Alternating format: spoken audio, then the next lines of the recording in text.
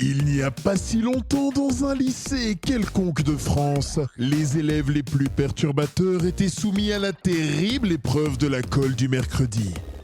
Une sanction disciplinaire ayant pour but de gâcher leur après-midi de repos afin de réfléchir sur leurs actes répréhensibles. Lors de ce supplice, certains élèves ont décidé de monter une sorte de club et de s'y retrouver chaque semaine. C'est ainsi que se sont créés les rendez-vous du fond de la classe. Et bonjour, et c'est la rentrée. Bienvenue dans les rendez-vous du fond de la classe, un podcast pour les élèves qui sont pas vraiment très sages. J'ai été collé parce que lundi déjà, premier jour de la rentrée, j'ai remplacé toutes les ampoules de l'école par des ampoules connectées. Et pendant les cours, je lançais des stroboscopes ou des couleurs différentes et tout. Voilà. Stylé. Alors, moi j'ai profité de ces vacances pour essayer de me cultiver un peu d'un point de vue cinématographique parce que je suis hyper inculte si c'est pas des films d'horreur. Et donc j'ai regardé 8 Miles pendant les vacances, le film sur la jeunesse du rappeur Eminem. Et donc je me suis lancée comme défi de ne parler qu'en paroles d'Eminem pendant le cours d'anglais. Sauf que les gros mots et autres vulgarités ne sont pas passés et donc j'ai été collée. Mais belle tentative de performance stylistique.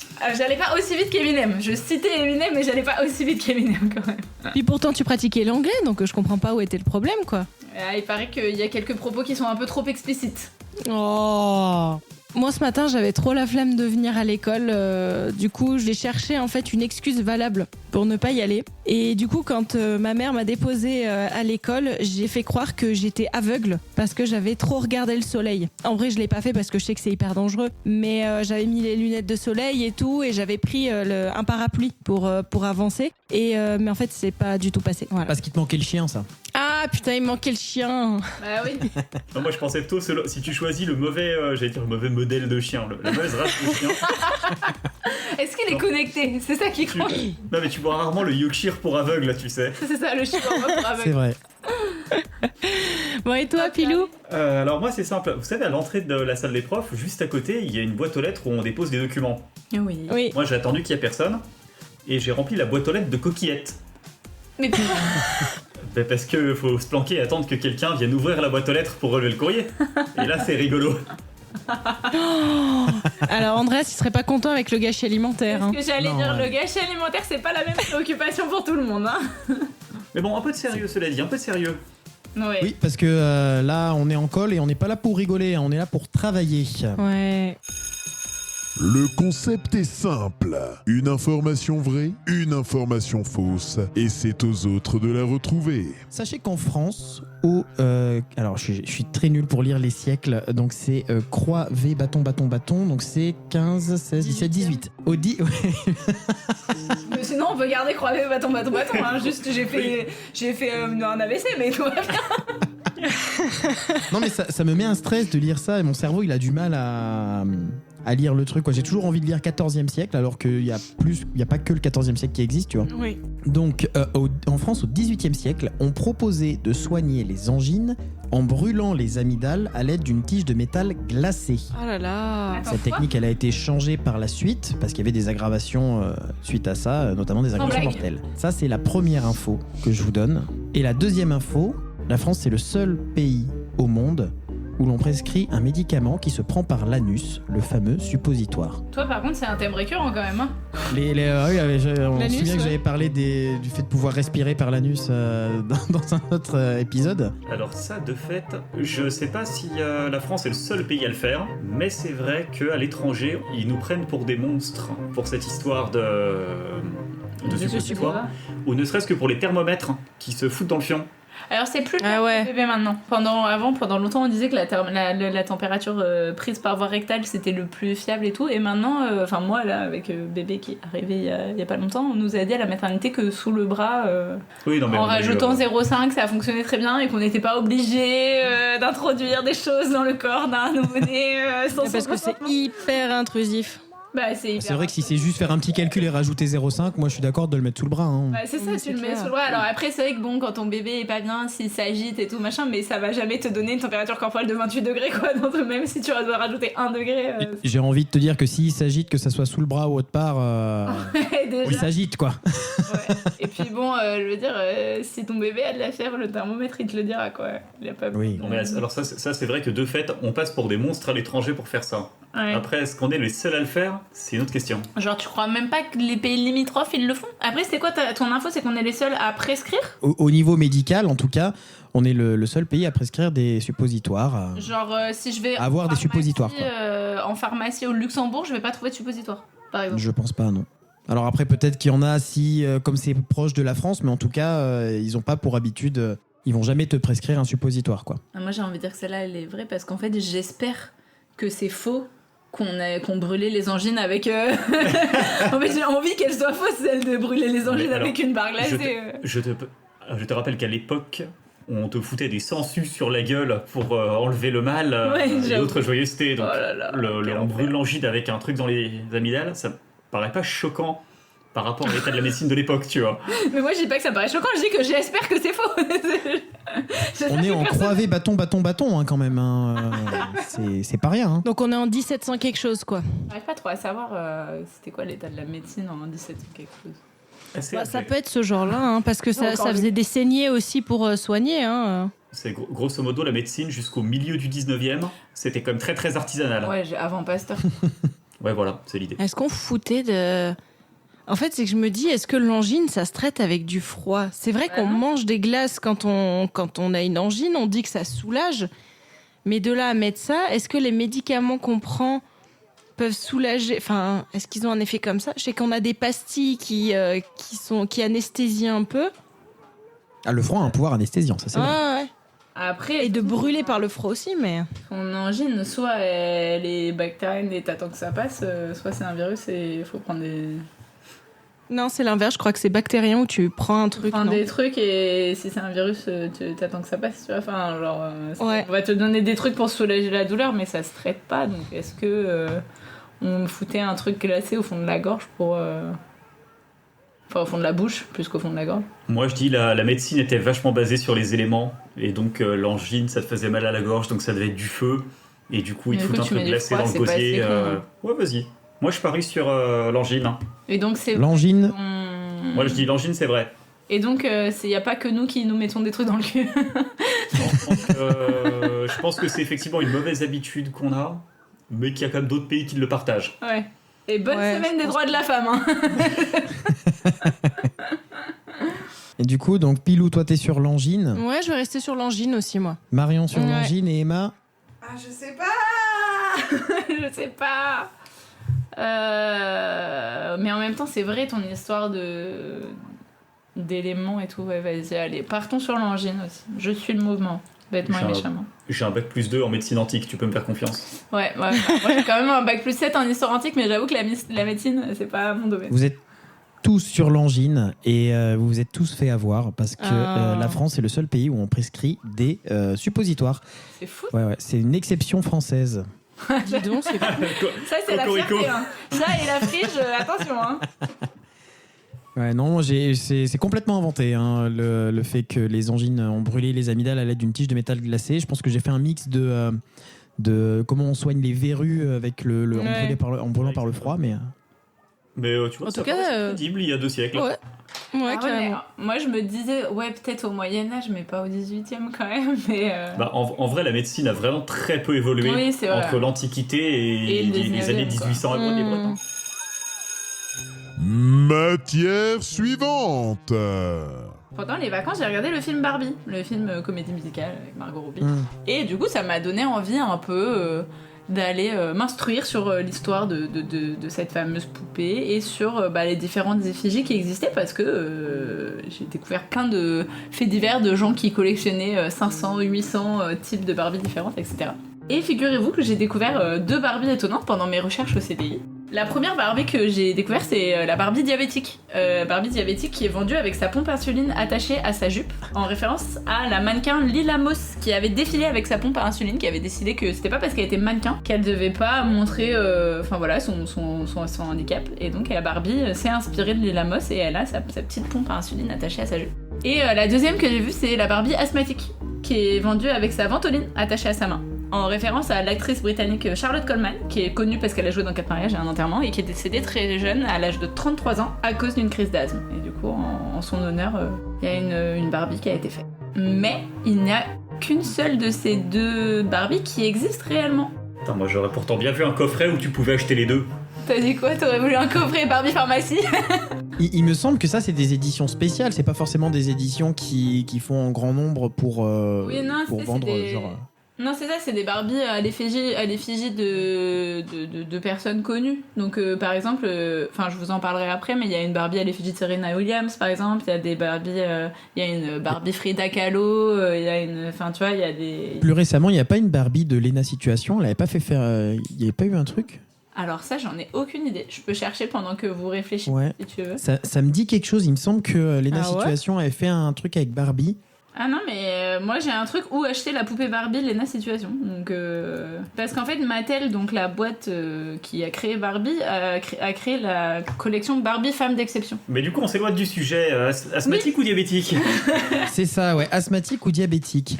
Là, comme ça, j'aurais plus tendance à dire asthmatique, moi. Dans le sens où j'ai l'impression, alors peut-être c'est la méconnaissance aussi, mais j'ai l'impression qu'il y a plus dans les gens qui vont être à même d'acheter des Barbies ou d'être dans cet univers-là, de personnes qui auraient tendance à être asthmatiques, parce qu'on est asthmatique, on peut être asthmatique de naissance. Ouais. On n'est pas diabétique de naissance, si? Ça dépend du type de diabète, je crois. Diabète, tu peux le déclencher dans ta vie, mais tu peux naître avec. Ok. Je connaissais un enfant qui était diabétique tout petit, il avait la poche dans le dos et tout. Ou même tu fais le diabète de grossesse aussi qui existe. Ouais, j'ai eu ça moi. Ouais, c'est super chiant. J'ai fait du diabète à la fin de ma grossesse. Du coup, je devais faire des piqûres d'insuline et tout. Ah ouais, donc du coup, ma théorie que l'insuline, ça marche pas. Ça marche pas du tout. Non, diabète, il y en a plusieurs et tu peux même en déclencher dans ta vie. Donc ça touche tout le monde. Et l'asthme, je crois que l'asthme, ça peut être de naissance, mais ça peut se déclencher aussi avec le temps. Ouais. Oui, ça peut être acquis aussi, hein. T'es pas forcément asthmatique de naissance. Oui, mais il suffit que tu vives en milieu très pollué par exemple, que t'es, c'est horrible, mais que t'es un environnement où il y a beaucoup de tabac, des choses comme ça, peut déclencher de l'asthme. Ou à l'inverse d'ailleurs, j'ai une pote qui était asthmatique quand elle était petite, et en grandissant, elle a plus du tout de symptômes, elle a plus du tout ça. Bah tant mieux, hein. Vaut mieux que ça soit c'est cool, dans ce sens-là. Ouais, c'est clair. Bah écoute, moi je partirais quand même sur Barbie asthmatique, dans le sens où même visuellement, comment s'appelle un inhalateur. Un inhalateur, c'est plus facilement représentable, alors qu'une piqûre d'insuline. Ventoline, ouais.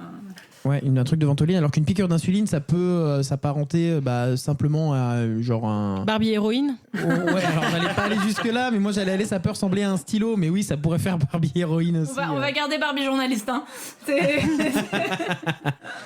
Non, mais tu vois ce que je veux dire, c'est moins identifiable une seringue pour l'insuline, je trouve. Moi, je passe Barbie insuline pour le coup. L'histoire du mannequin diabétique me parle plus. Je pense l'avoir déjà entendu. Donc je tente Barbie insuline. Et toi, Marion? Moi, je pense que je pars sur Barbie asthmatique parce que pour moi, juste, ça me perturbe que la poche d'insuline soit sur la cuisse et passe dans le dos. Parce que moi, j'ai toujours vu des trucs dans le dos, en fait, la grosse poche en sac à dos. Du coup, je vois pas comment ça peut vraiment tenir sur la cuisse.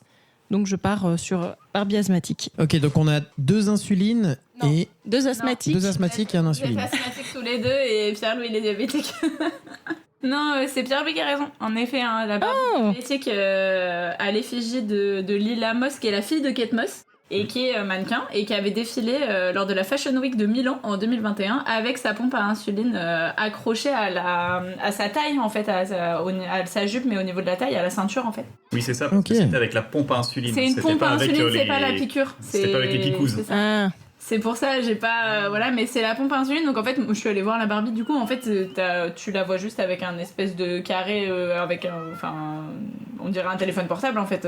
Et en fait, voilà, c'est Nina Moss qui avait décidé de défiler avec sa pompe à insuline parce qu'elle a dit que c'est pas parce qu'elle était mannequin qu'elle devait cacher son handicap, sa maladie, je sais pas comment appeler. Et donc voilà, Barbie, c'est inspiré de ça. Et donc la Barbie asthmatique, je l'ai complètement inventée. En revanche, l'histoire de Charlotte Coleman, actrice de 4 mariages et un enterrement qui est décédée à 33 ans à cause d'une crise d'asthme, c'est vrai. Donc j'ai créé la Barbie à son effigie, mais en tout cas son histoire est vraie malheureusement.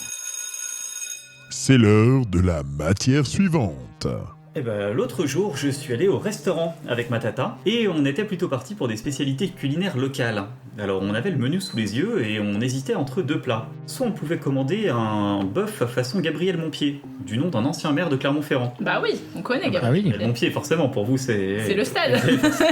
En fait, la femme de ce dernier préparait à dîner pour des invités, mais en essayant de tout faire en même temps, les foie gras en entrée, les filets de bœuf au braque en plat et les tartelettes en dessert. Et en fait, elle a malencontreusement fait tomber, en faisant n'importe quoi, un filet de bœuf sur une pâte feuilletée. Pour rattraper l'incident, elle a ajouté le foie gras, refermé la pâte feuilletée, fait cuire le tout au four à l'étouffée, et l'a présenté comme une nouvelle recette.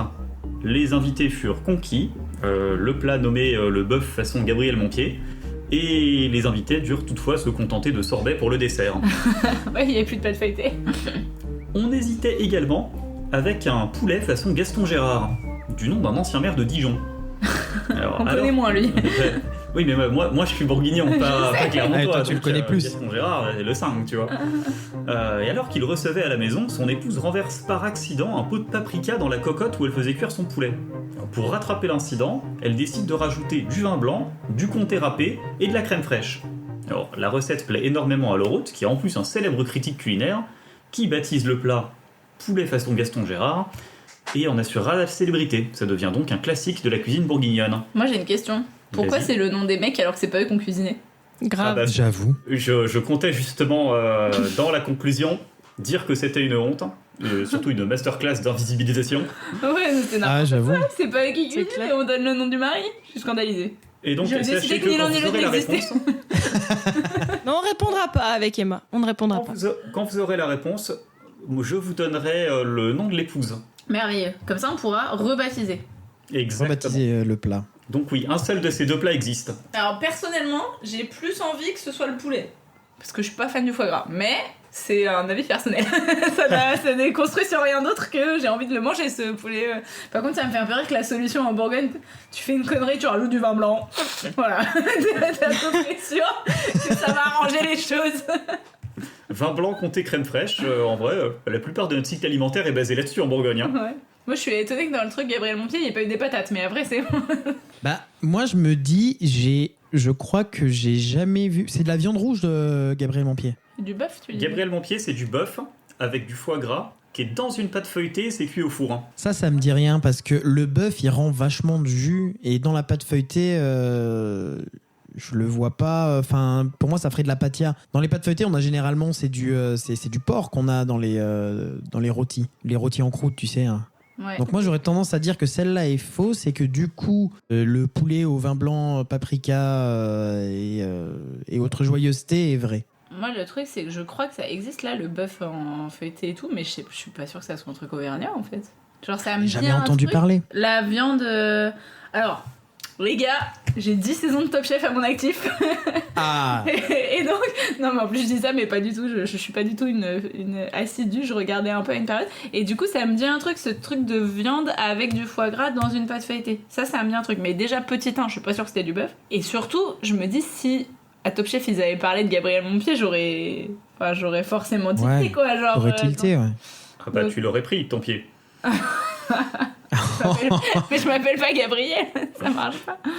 Et sachant que viande foie gras, c'est les tournedos Rossini, si je dis pas de bêtises, ou c'est de la viande avec du foie gras dessus. Tournedos Rossini, c'est effectivement un tournedos avec un foie gras poêlé dessus. Ouais, peut-être que je mélange avec ça, mais ça me dit vraiment un truc, le truc en pâte feuilletée, mais du coup, pour moi, c'est pas un truc auvergnat. Alors après, la question, est-ce que Pierre-Louis, il a pas pris sa recette de pâte préférée avec du vin blanc, du comté et de la crème fraîche et il en a fait du poulet, tu vois? Genre... Je vous recommande d'ailleurs hein, les coquillettes vin blanc comté crème fraîche avec un peu de paprika, c'est dingue. Ah, ça me donne envie. Mais ouais, ça donne grave envie, ouais. Non, moi je partirais quand même sur le poulet en étant vrai. Donc le poulet Gaston Gérard, pas le bœuf Ouais. Gabriel Montpied. Moi, je pense que t'es chauvin et que du coup, t'avais envie que ta patrie, elle gagne des points. Ah mais ça compte pas parce que Pilou il a vécu aussi en Auvergne. Ah merde. Oui, mais c'est sa patrie de base. Ouais, mais Ouais. sache Attends. également qu'il y a un derby entre les Beaunois et les Dijonais, et que moi je suis pas Dijonais, je suis Beaunois. Ah. Mais moi, Et je ouais. me dis que s'il y avait un truc qui s'appelait le plat Gabriel Montpied, on est quand même 3 Auvergnats ici, on le saurait, non? Ah ouais. Parce qu'on est chauvins, nous aussi. On va pas Hein. nier Après je dis ça mais tu vois la potée auvergnate, je crois que j'en ai goûté pour la première fois il y a peut-être 3 semaines, tu vois. Oui, mais tu sais que ça existe. Mais je sais que ça existe, ouais. Parce que moi, tu sais que la première fois de ma vie, l'an dernier, j'ai mangé de la truffade. Hein. Alors que... Pour la première fois de ta vie, déconne. Bah, peut-être pas l'an dernier, mais j'étais déjà en études sup. Quand j'ai Ah ouais. Ah ouais, dis donc. Du coup, ça veut dire que t'as découvert le bonheur Oui, juste il y a très 2 très ans. tard. tu vois. Parce qu'en revanche... Et le pire, c'est que j'ai goûté alors que j'étais déjà devenue végétarienne. Donc, t'imagines, j'ai cassé mon végétarisme pour essayer ça. Et je me suis dit, oh merde, j'ai vraiment pas pris une bonne décision. Donc je me dis un truc qui s'appelle... Alors après c'est un truc à base de foie gras et tout, c'est vrai que c'est pas un truc qu'on mange tous les 4 matins, mais... Moi en fait ça me paraît très fou que ça existe et qu'on n'en ait pas entendu parler quoi, on serait des si mauvais Auvergnats. Ah, la grande question c'est de savoir est-ce que tu vas suivre ton instinct ou est-ce que tu vas aller contre ton instinct. Bah moi je pense que le truc Gabriel Montpied il existe pas parce que s'il existait on en aurait entendu parler, mais... Donc, on part. On a pour Emma un Un poulet poulet. Gaston Gérard, En tout cas j'ai envie qu'il existe, ça me donne envie. 3 poulets Gaston Gérard au final. Ouais. 3 poulets Gaston Gérard, Non, mais... 3 poulets Gaston Gérard le pour la bœuf, 6. Gabriel Montpied. Hein. le bœuf façon Gabriel Montpied n'existe pas. Ah, ouh, Ah, on n'est pas fou. Je vous ai donné la recette du bœuf Wellington. Buff Wellington, voilà, mais si, tu vois. Ah mais la recette existe par contre. Ah oui, Oui, par contre, Mais la c'est pâte pas un pâte truc feuilletée auvergnat. avec le foie gras, le filet de bœuf, etc. Si, ça c'est parfaitement authentique. C'est juste que ça n'a strictement rien à voir avec Gabriel Montpied. Non, mais voilà, je l'ai vu à Top Chef, elle était sûre. Et donc, l'épouse de Gaston Gérard, qui n'a pas donné son nom au plat, alors que c'est quand même elle qui a tout fait, s'appelait Reine Geneviève Bourgogne. Mais en plus, c'est plus facile à retenir. Ah, tu m'étonnes. Madame Bourgogne. Putain, les gars, j'ai un point. On en parle ou pas? On a tous un On point. a tous un point là. C'est la première fois de ma vie que je suis à égalité avec vous, je crois. Mais ouais, mais je suis fier de toi. Enfin, merci. Merci, Andreas.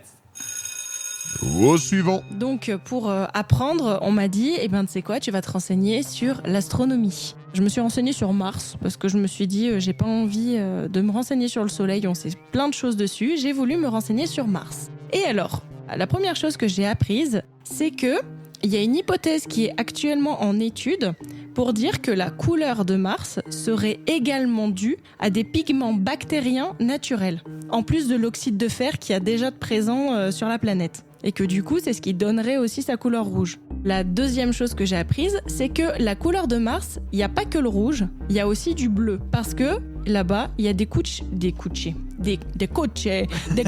soleil.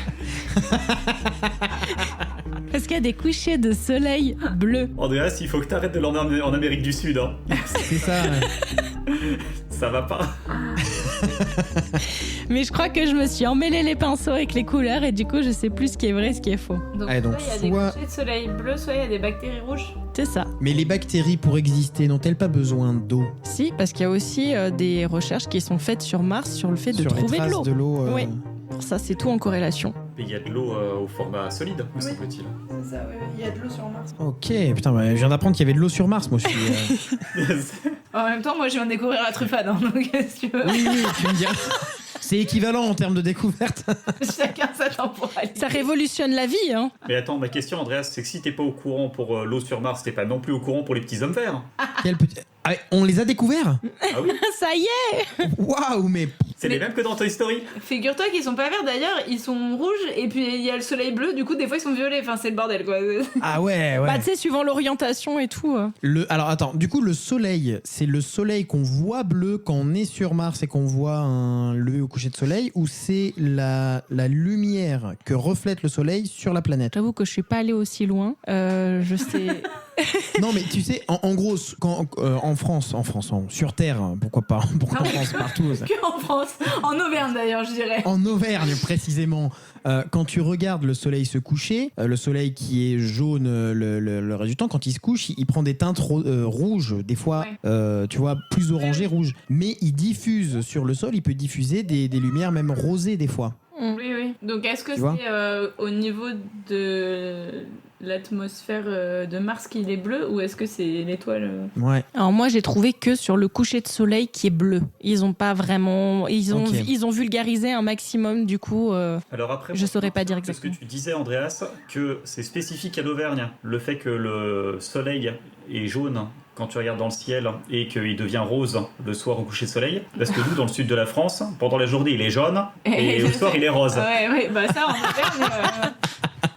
En Auvergne, il est jaune et rose aussi. Hein. C'est juste qu'Andrés, il a pas l'accent auvergnat, mais moi, c'est jaune et rose chez moi. C'est vrai, t'as pas l'accent, Dress? Redis. Jaune et rose. Bah du coup là je suis biaisé, mais le soleil est jaune et rose. Ouais, non, il a pas l'accent. Ah ouais, t'as pas l'accent. Attends. Alors que moi je dis jaune et rose. Ah non, j'ai Ouais. pas l'accent moi. Et Enfin, quelqu'un qui parle correctement. tu bois quoi le matin comme Du café? Ouais, mais dans ton café, tu peux mettre quoi? Du lait? Oh là là. Il dit du lait. Tu dis pas du lait? Non, je dis pas du lait, je dis du lait. Là. Ça, bah non, mais parce que ça, c'est pour le coup, c'est l'Auvergne. La non-Auvergne, elle dit lait. Et nous, on boit du lait. T'as la moitié de l'accent auvergnat, parce que les Auvergnats, ils ferment les « et » et ils ouvrent les « o ». Et toi, tu fermes les « et » mais t'ouvres pas les « o ». Donc t'es juste auvet. T'es pas auvergnat.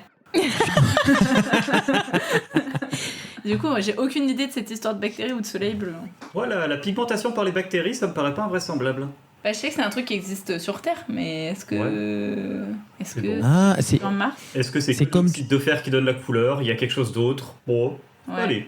Je veux bien donner une crédit à cette histoire. les cyanobactéries, c'est ça qui donne une couleur un peu rosée des fois à l'eau, c'est ça? Cyanobactéries, c'est plutôt bleu-vert, je Ouais, crois. Plutôt bleu vert. Ouais, ouais. Il me semble. Mais je sais pas si vous vous souvenez, alors attention, plongez dans le temps. Il y a 10 ans à peu près, au gour de Tazna, il y avait eu un truc où l'eau elle était toute marron là. Oui. Oui.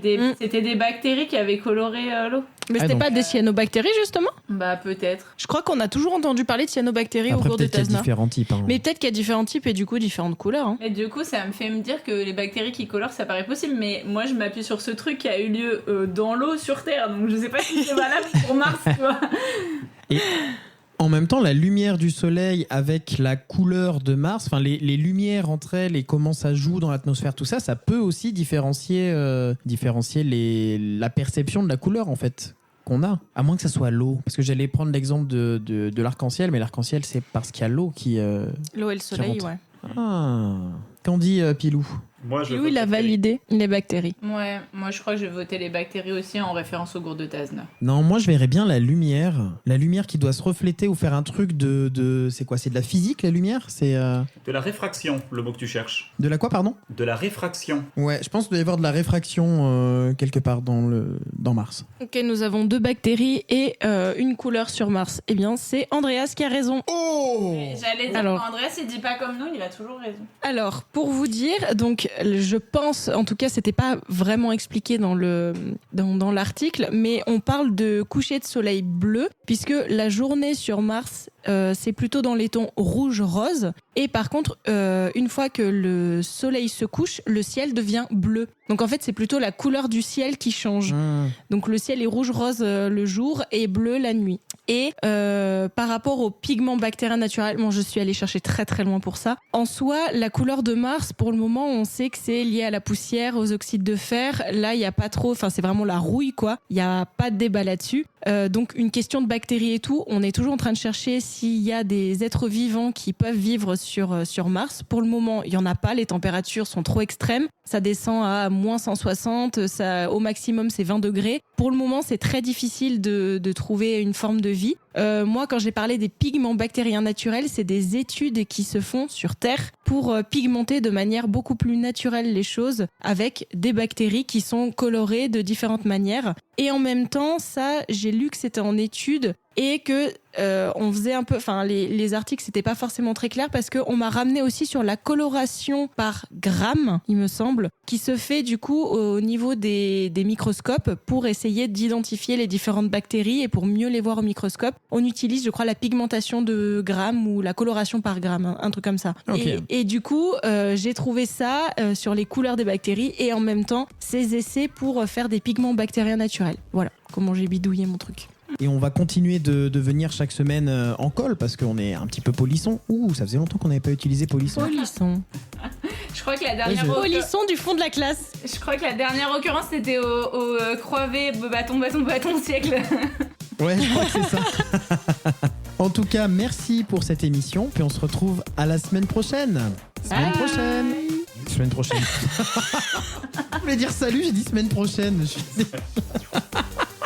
la fatigue. Je comprenais pas ce que tu faisais, mais je t'ai suivi. Ah, c'est pas grave, je vais finir comme ça, c'est rigolo. Tu remarques ça quand ça Semaine prochaine à tous. Vous voulez vous aussi être au rendez-vous?